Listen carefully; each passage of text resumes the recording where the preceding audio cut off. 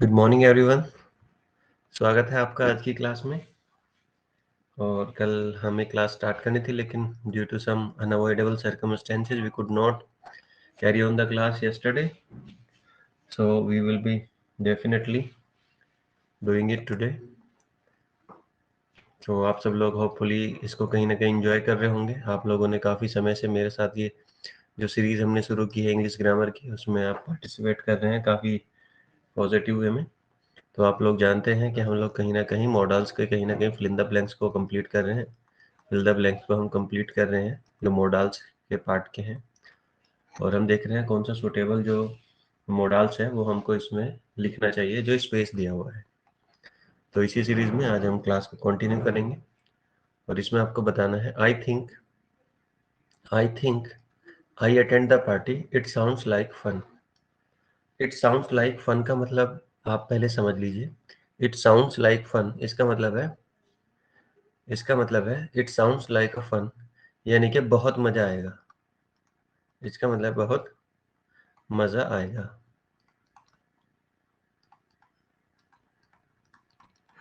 It sounds like fun, ये कोई आवाज नहीं निकलती है, ये एक प्रोवर्ब है एक तरीके से ना। ये एक तरीके से क्या है, प्रोवर्ब है। और एक तरीके से प्रोवर्ब है तो इट साउंड्स लाइक फन। जब भी आपको कुछ अच्छा लगे तो आप बोलते हैं इट साउंड्स फन। जैसे आपको कोई चीज हंसी वाली लगी तो आप बोलोगे it sounds funny. It sounds funny. आपने किसी को कोई जोक सुनाया, उसको वो जोक बहुत अच्छा लगा, तो वो क्या बोलेगा, इट साउंड्स फनी। कोई चीज बहुत गुस्से वाली है तो वो क्या बोलेगा, इट साउंड्स एंग्री। गुस्से वाली है तो इट साउंड्स एंग्री। कोई चीज अच्छी लगी तो वो बोलेगा it sounds good. It sounds good. तो सेम फीलिंग के साथ आप देखेंगे it sounds fun, it sounds like fun, यानी कि ऐसा लग रहा है जैसे बहुत मजा आएगा। इस तरीके की फीलिंग आती है, इस तरीके से बोला जाता है। आपको भी अगर बोलना हो कि यार बहुत अच्छा लग रहा है तो it sounds funny, it sounds good, it sounds bad, it sounds कुछ भी, जो भी आपको लगे। कोई चीज बुरी लगी तो आप बोल सकते हैं it sounds like bad. It sounds like bad, ऐसे बोल सकते हो, इट साउंड्स लाइक बैड, कि बहुत बुरा लग रहा है ये तो सुन के। आपको किसी की डेथ का समाचार मिला, और जब आपने वो समाचार सुना तो आपको सुनकर अच्छा नहीं लगा, खराब लगा, तो आप क्या बोलते हैं, it sounds bad, it sounds like bad. तो अब ये कह रही है आई थिंक। थिंक का मतलब प्रेजेंट टेंस है, ठीक है। मैं सोच रही हूँ या मैं सोचती हूँ। आपको देखिए, मैं सोचती हूँ कि मुझे पार्टी अटेंड करनी चाहिए, वहां बहुत मजा आएगा। ऐसा लग रहा है कि वहां पर बहुत मजा आएगा। आई थिंक, मैं सोचती हूँ, मैं सोचता हूँ या मैं सोचती हूँ कि मुझे पार्टी अटेंड करनी चाहिए, बहुत मजा आएगा। It sounds like fun. तो अभी आप सोच रहे हैं, क्या कर रहे हैं आप, सोच रहे हैं।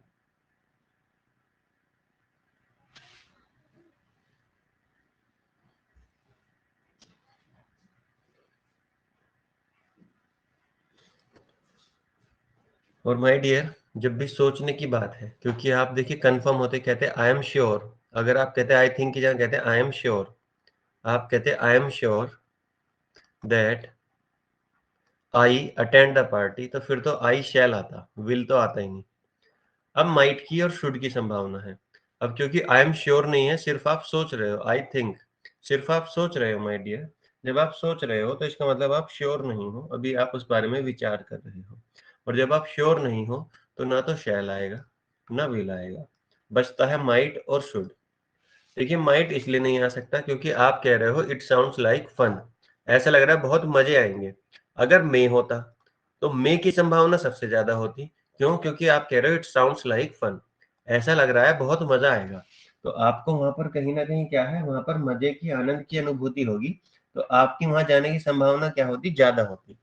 लेकिन माइट क्या है, वो कम संभावना को दिखाता है, डिस्टेंट पॉसिबिलिटी को दिखाता है, कम संभावना को दिखाता है। तो जब ये कम संभावना को दिखा रहा है तो माइट भी नहीं आएगा। तो सिर्फ आप सोच रहे हैं, मैं सोच रहा हूं कि आई शुड अटेंड द पार्टी, मुझे पार्टी अटेंड करनी चाहिए। मुझे लग रहा है कि मुझे पार्टी अटेंड करनी चाहिए, तो मेरे हिसाब से इसमें क्या आना चाहिए, शुड आना चाहिए। Should will be the right size. I think I should attend the party, it sounds like fun.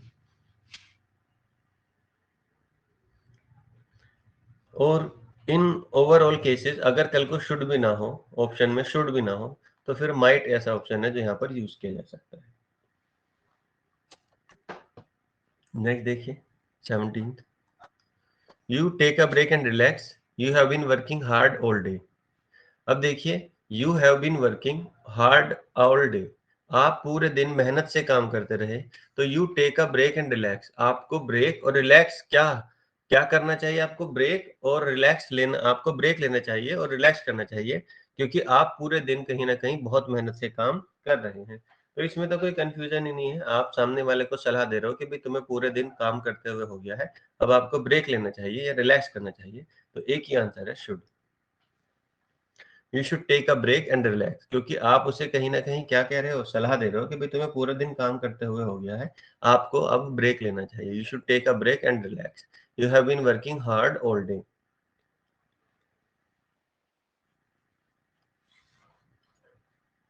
तो you should take a break and relax, you have been working hard all day. अगर should नहीं है option में, अगर मैं बोलूं अगर first priority पे शुड है, तो सेकंड प्रायोरिटी पे आपको क्या ना रखना है, मस्ट को रखना है। आप मस्ट भी ला सकते हैं।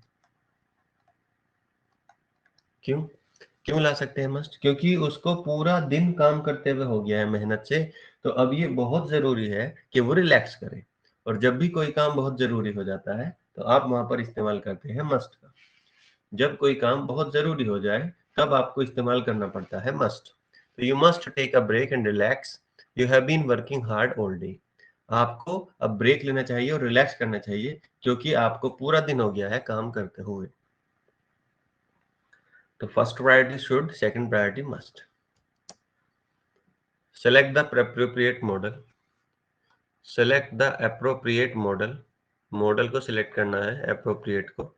appropriate का मतलब क्या होता है, जो सबसे सुटेबल हो, appropriate। they visit us next week if their schedule allows।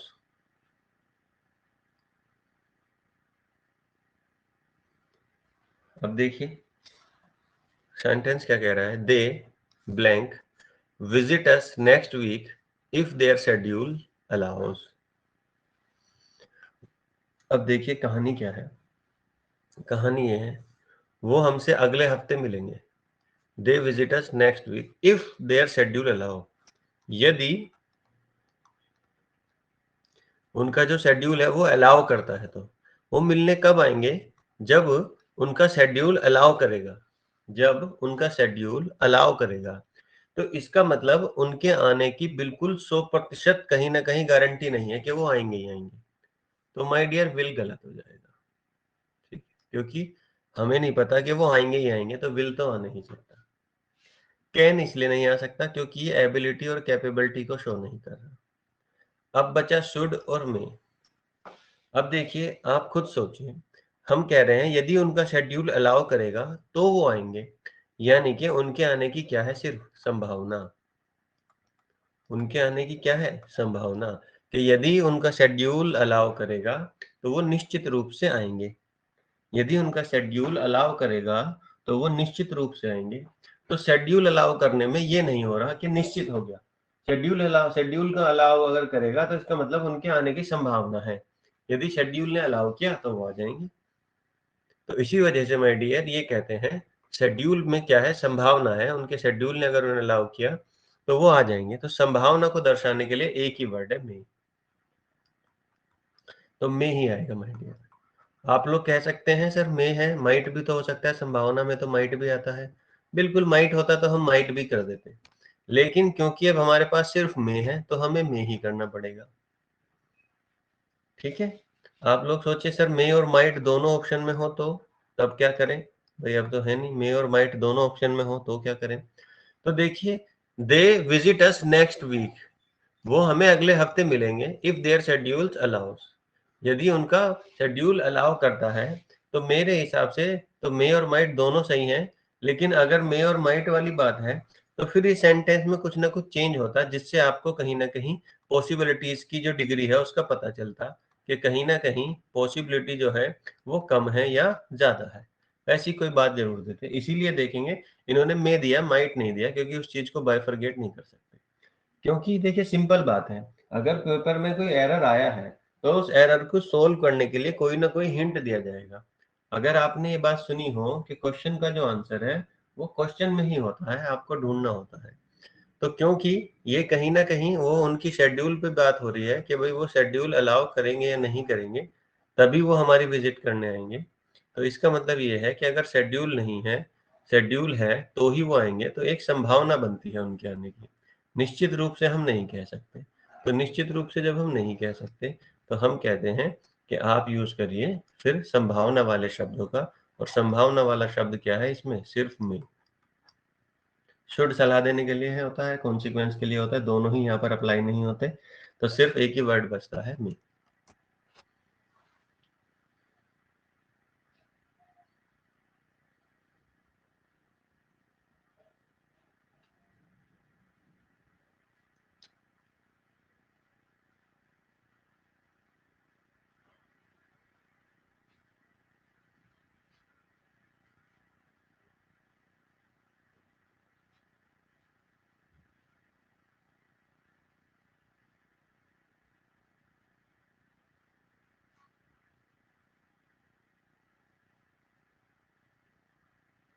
बताइए इसमें क्या कर सकते हैं 19th में?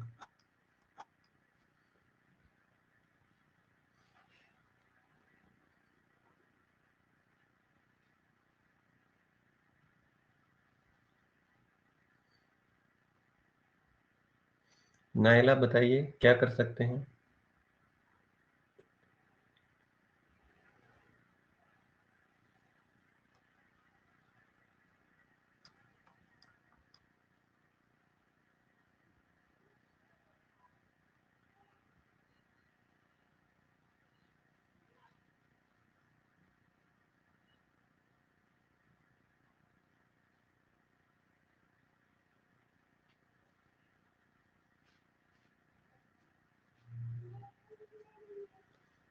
देखिए सबसे पहली बात तो कैन है। अब कैन आप जानते हैं ये किस चीज को शो करता है? एबिलिटी को, या का परमिशन को लेने देने के लिए यूज होता है। शुड या तो ये एडवाइस के काम आता है, सलाह देने के, या ये कहीं ना कहीं दिखाता है आपको कॉन्सिक्वेंसेस, परिणाम। ठीक है जी। तो ना तो यहाँ एबिलिटी शो करनी, कैन गलत, ना ही यहाँ कोई एडवाइस है, ना कॉन्सिक्वेंस है, ये भी गलत। विल और मस्ट बचते हैं, इन दोनों में से कोई कंफ्यूजन हो सकता है कि विल आएगा या मस्ट आएगा। तो माय डियर ये कहते हैं, देखिए विल का मतलब है, अगर मैं यहाँ पे विल लगाऊं तो इसका मतलब है I will be at the airport on time to catch my flight. मैं एयरपोर्ट पर बिल्कुल टाइम पर होंगी, चाहे मुझे अपनी फ्लाइट को पकड़ने के लिए। विल यहाँ पर बिल्कुल ठीक सेंस देता है। लेकिन आप लोग जानते हैं आई और वी के साथ शैल आता है, विल नहीं आता। क्योंकि आप लोगों को पढ़ने की आदत है, विल को सब जगह जनरली सब जगह यूज करते हैं। लेकिन जब इस तरीके के क्रूशियल मोमेंट आते हैं, तब आपको ध्यान रखना है कि विल के वी के आई वी के साथ शैल आएगा या विल आएगा। तो अगर इन्हें विल देना ही था, तो आई वी के हिसाब से ये शैल देते हैं, ये हमें क्या देते? शैल देते। तब हमें कंफ्यूजन होता कि भाई शैल लगाएं या मस्ट लगाएं। तो आई के साथ शैल नहीं आ सकता, विल नहीं आ सकता, तो इसीलिए विल भी गलत हो गया। तो फिर एक ही ऑप्शन बचा, मस्ट। तो जैसे ही आप मस्ट को यहाँ लगाएंगे, तो ये अपने आप बिल्कुल ठीक हो जाएगा। तो आप खुद देखिए, आपको यदि अपनी फ्लाइट को पकड़ना है, तो आपको निश्चित रूप से वहां पर क्या होना चाहिए पड़ेगा? टाइम से पहुंचना पड़ेगा। I must be at the airport on time to catch my flight. तो अपनी फ्लाइट पकड़ने के लिए मुझे टाइम से कहाँ पहुंचना पड़ेगा? एयरपोर्ट पहुंचना पड़ेगा, एयरपोर्ट पहुंचना पड़ेगा। तो there there option D will be implemented, must.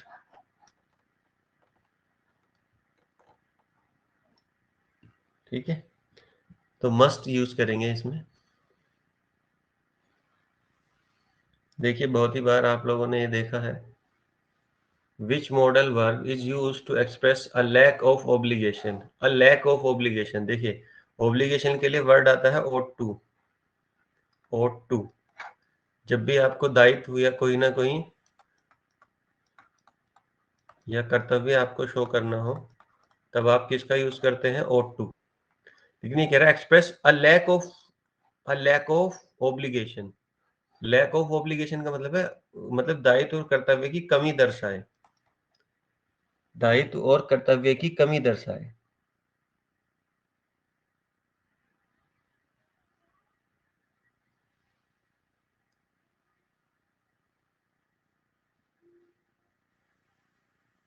बताइए कौन सा ऐसा वर्ड होगा?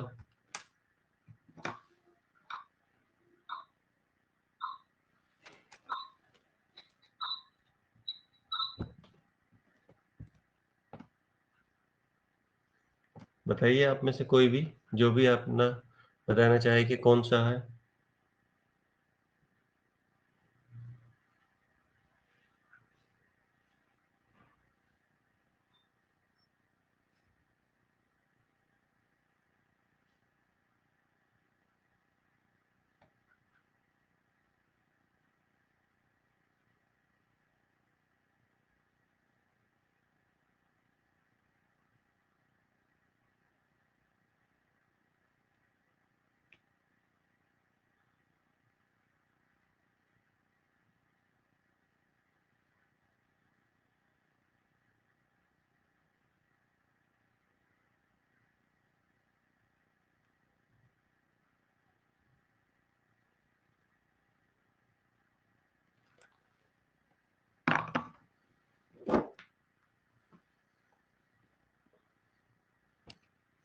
देखिए लैक ऑफ ऑब्लिगेशन का मतलब है, आप लोगों में किसी ने आंसर नहीं दिया है कि जो दायित्व है या कर्तव्य है उसको कैसे बताया जाए।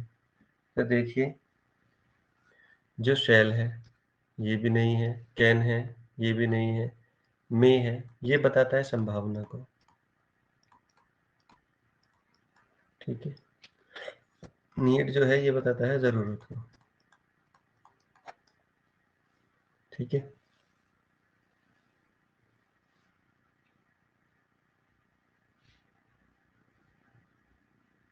अब लैक ऑफ ऑब्लिगेशन यानी कि दायित्व की कमी या कर्तव्य की कमी यदि कहीं है, तो इसका मतलब यदि कमी बतानी है तो कमी बताने वाला वर्ड जो होगा वो कौन सा होगा? जो जरूरत को बताता होगा। भाई जैसे आपने कहा you ought to follow the traffic rules. आपका कर्तव्य है कि आप कहीं ना कहीं ट्रैफिक नियमों का पालन करें। तो यहाँ पर तो दायित्व आपने शो कर दिया, लेकिन आप सपोज कीजिए आप अपने दायित्वों को निभाते नहीं हैं। तो जब आप अपने दायित्वों को निभाते नहीं हैं तो आपको क्या बोलना पड़ेगा?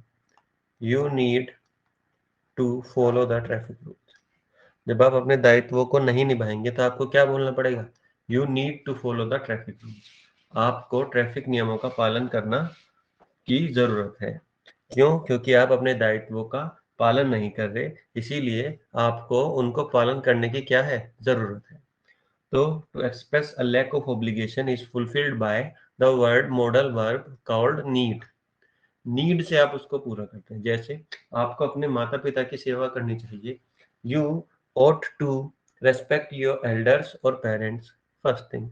अब यदि आप कहीं ना कहीं देखें, अगर आप अपने माता पिता का कहना नहीं मानते और उनकी रेस्पेक्ट नहीं करते, तो फिर आपको क्या बोला जाएगा? आपको बोला जाएगा you need to respect your parents and elders. तो तभी आप देखेंगे जो भी दायित्व की जब भी कमी होगी तो उसको पूरा करने के लिए वर्ड कौन सा आता है? नीड। तो नीड आपको यूज करना पड़ेगा my dear, instead of ought to. तो ये ought टू को जो दायित्व और कर्तव्य की कमी होती है उसको दर्शाने के लिए कौन सा वर्ड आता है आपके पास? नीड आता है, नीड। सिंपल है। अगर कोई काम करने के लिए दायित्व के लिए, जैसे you ought to love your motherland, आपको अपनी मातृभूमि से प्यार करना चाहिए। अगर आप नहीं करते हैं, आपके अंदर ऑब्लिगेशन की कमी है, लैक ऑफ ऑब्लिगेशन है, तो फिर आपसे क्या बोला जाएगा? You need to love your motherland. आपको अपनी मदरलैंड से प्यार करने की जरूरत है। ये देखिए नेक्स्ट।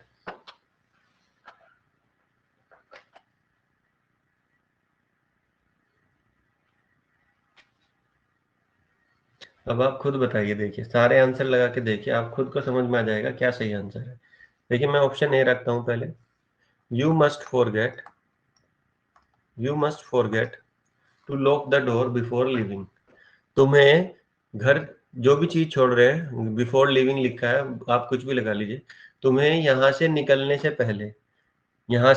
पहले तुम्हें लॉक, डोर का लॉक लगाना भूलना है, जरूर भूलना है। ये वाली सेंस सही है क्या? दोबारा बता रहा हूँ, यहाँ निकलने से पहले तुम्हें डोर का लॉक लगाना जरूर भूलना है। मस्ट लगाने से तो फिर नहीं आ रही है। कैन लगा देते हैं, कैन लगा सकते हैं, एबिलिटी है, तुम्हारे अंदर योग्यता है, और तुम क्या कह रहे हो, मस्ट हटा दिया आपने, मस्ट को हटा के आपने क्या लगा दिया, कैन लगा दिया। यहां से निकलने से पहले तुम डोर का लॉक लगाना भूल सकते हो। बताइए, अच्छा लग रहा है सेंटेंस? यहां से निकलने से पहले तुम डोर का लॉक लगाना भूल सकते हो। बताओ, एबिलिटी है आपके अंदर कि आप डोर का लॉक लगाना भूल सकते हो, तो कैन से ही मीनिंग आता है। थर्ड देखते हैं, should. You should, you should forget to lock the door before leaving. तो तुम्हें यहां से निकलने से पहले डोर का लॉक लगाना भूलना चाहिए। बताओ, है बढ़िया बात। तुम्हें यहां से निकलने से पहले डोर का लॉक लगाना भूलना चाहिए, तो शुड से ये मत आ गया, ये आ गया, शुड से भी आपको मैंने बता दिया। अब मे की बात कर लेते हैं, last option may. You may forget to lock the door before leaving. यहां से निकलने से पहले तुम डोर का लॉक लगाना भूल सकते हो, यानी कि इसकी संभावना है कि आप डोर का लॉक लगाना भूल सकते हो। तो इन तीनों ही ऑप्शन में, चारों ऑप्शन में, ना मस्ट अच्छी सेंस दे रहा, ना कैन दे रहा, ना शुड दे रहा, सिर्फ में ही एक ऐसा वर्ड है जो सही सेंस दे रहा है। यू में फॉरगेट, आप हो सकता है, संभावना है कि यहाँ निकलने से पहले आप अपने डोर का लॉक कहीं ना कहीं लगाना भूल जाओ। तो में एक सही सुटेबल आंसर है इसमें। नेक्स्ट देख लेते हैं। He be at the meeting, I saw him in the hallway.